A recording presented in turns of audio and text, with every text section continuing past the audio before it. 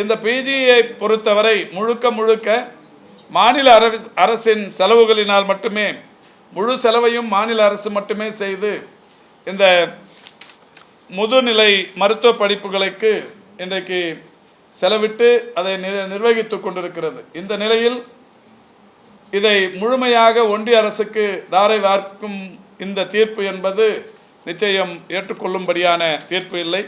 எனவேதான் மாண்புமிகு தமிழ்நாட்டின் முதலமைச்சர் அவருடைய ஆலோசனைகளை பெற்று மிக விரைவில் இதற்கு எதிராக சீராய்வு மனு தாக்கல் செய்யப்பட இருக்கிறது என்பதை தெரிவித்துக் கொள்கின்றேன்.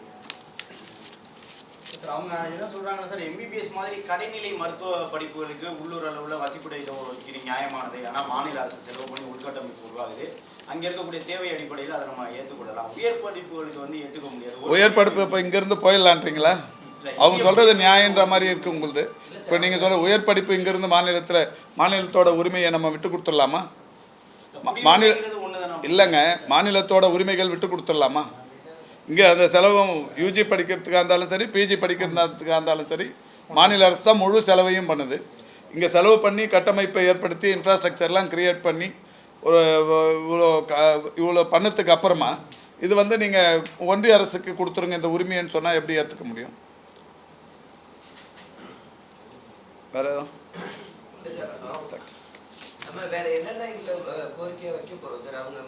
இல்லை, அதான் சட்ட வல்லுநர்களுடன் கலந்து ஆலோசனை செய்து இதில் இருக்கிற இப்போ தீர்ப்பு நேற்றுக்கு காப்பி வந்திருக்கு.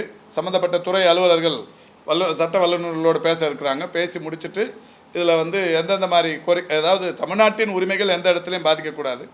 குறிப்பாக இந்த முதுநிலை மருத்துவ படிப்பில் அரசு பணியில் இருக்கிற மருத்துவர்களுக்கு எந்த விதமான பாதிப்பும் ஏற்படாத வகையில் அதை எந்தெந்த மாதிரியான கோரிக்கைகள் இதை வலியுறுத்துறதுங்கிறத பேசி முடிச்சுட்டு அதுக்கப்புறம் அதை தாக்கல் பண்ணுவாங்க.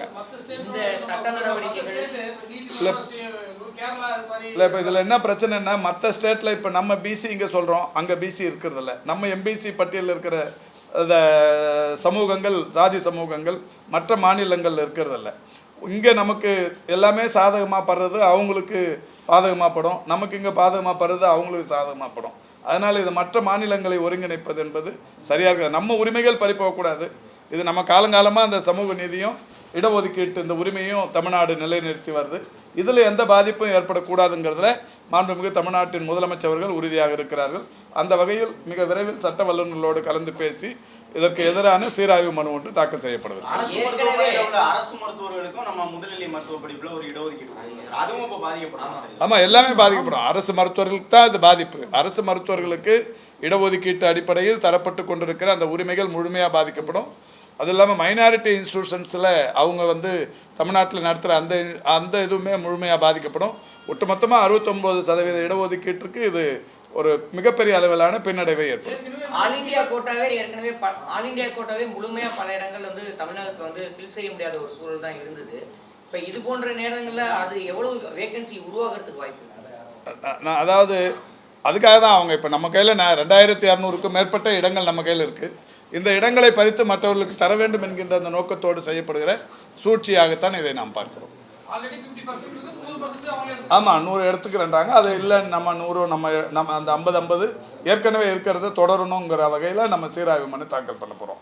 ஏற்கனவே இதே மாதிரி சூப்பர் ஸ்பெஷாலிட்டிக்கு ஒரு சோதனை வந்தது 2000. அப்போ மாண்புமிகு தமிழ்நாட்டின் முதலமைச்சர் அவர்கள் வில்சனை வச்சு ஒரு கேஸ் போட்டு அது அந்த 2022 நமக்கு சாதகமாக ஒரு தீர்ப்பு வந்து இப்போ சூப்பர் ஸ்பெஷாலிட்டியில் அவங்களுக்கு கொடுக்குற அந்த அரசு மருத்துவர்கள் பாதிக்கப்படாமல் அவர்களோட உரிமை இன்றைக்கு நிலைநிறுத்தப்பட்டிருக்கிறது.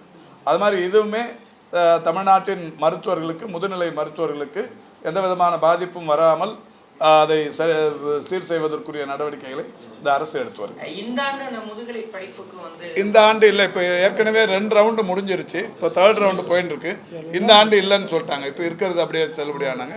அடுத்த வருஷத்துக்கு தான் இது இருந்தாலும் நம்ம அதுக்குள்ளே வந்து இந்த சீராய்வு மனு போட்டு அடுத்த ஆண்டும் பாதிப்பு ஏற்படாமல் பாதுகாப்பதற்குரிய நடவடிக்கைகள் சட்ட வல்லுநர்களின் மூலமாக. பாதகம் செய்பவரை கண்டால் நாம் பயம் கொள்ளலாகாது பாப்பா. மோதி மிதித்து விடு பாப்பா, அவர் முகத்தில் உமிழ்ந்து விடு பாப்பா. அண்மை செய்திகளை உடனுக்குடன் தெரிந்து கொள்ள இணைந்திருங்கள் எம் நாடு தொலைக்காட்சியுடன்.